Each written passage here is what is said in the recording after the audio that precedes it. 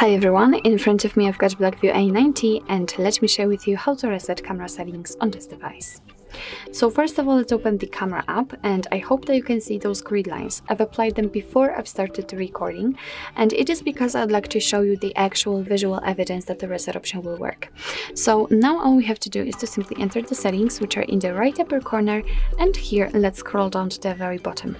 Here we've got the option Restore Default Settings, so let's tap on it and confirm it with OK. As you can see, we've been immediately transferred to the camera again, and you cannot, I hope at least, that you cannot see the grid lines, which means that we just successfully restored all camera defaults.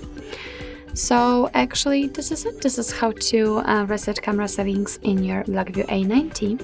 Thank you so much for watching. I hope that this video was helpful, and if it was, please hit the subscribe button and leave the thumbs up.